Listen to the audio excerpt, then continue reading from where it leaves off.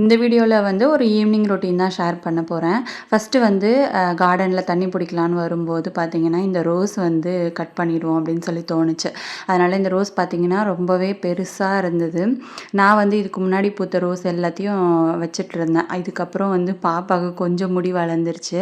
So ரொம்பவே ஆசைப்பட்டா. அதனால் பார்த்திங்கன்னா அவளுக்கு ரோஸ் வச்சு விட்டுட்டு, அதுக்கப்புறம் பார்த்திங்கன்னா வாழைத்தார் வந்து நல்லாவே இதுவாக இருந்தது. ஸோ அதையும் கட் பண்ணிடுவோம் அப்படின்னு சொல்லிட்டு அதை வந்து வெட்டி எடுத்தாச்சு.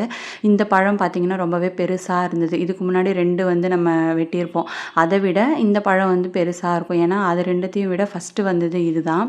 அதை கட் பண்ணி முடித்த பிறகு பார்த்திங்கன்னா, அந்த வாழைத்தண்டு வந்து சின்ன சின்னதாக கட் பண்ணிகிட்டு இருந்தோம். அது எல்லாமே முடித்த பிறகு அங்கங்கே குப்பை வந்து இருந்துச்சு. ஸோ இது எல்லாத்தையும் கிளியர் பண்ணிவிட்டு கையோட பெருக்கிட்டோம் அப்படின்னா தான் வந்து கொஞ்சம் க்ளீனாக இருக்க மாதிரி இருக்கும்.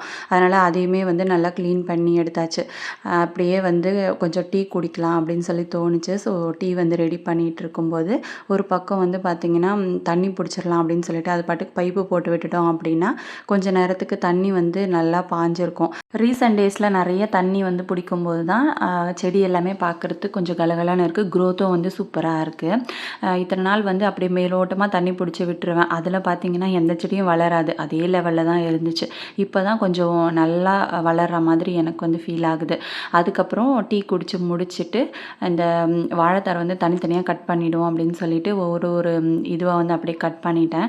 ஒரு சீப் வந்து அப்படியே பார்க்குறதுக்கு பார்த்திங்கன்னா ரொம்ப அழகாக இருந்தது. இது அப்படியே பழுத்துச்சு அப்படின்னா நல்ல டேஸ்ட்டாக இருக்கும். இதுக்கப்புறம் அது எல்லாத்தையும் உள்ளே வந்து க்ளீன் பண்ணி முடிச்சுட்டு எல்லா இடத்துலையும் அப்படியே தண்ணியும் பிடிச்சிட்டேன். அதுக்குள்ளே பார்த்திங்கன்னா நல்லாவே இருட்டிடுச்சு. ஸோ வேலை எல்லாத்தையும் முடிச்சுட்டு அப்படியே வந்து உள்ளே போயாச்சு. இதுக்கப்புறம் பார்த்திங்கன்னா இந்த ஹோம் ஒர்க்ஸ் இது எல்லாத்தையும் வந்து பார்க்கணும். இந்த மினி விலாக் வந்து எப்படி இருந்துச்சு அப்படின்னு சொல்லிட்டு மறக்காமல் கமெண்ட் செக்ஷனில் ஷேர் பண்ணிக்கோங்க. வீடியோ பிடிச்சிருந்தா ஒரு லைக் பண்ணிவிடுங்க. தேங்க்யூ.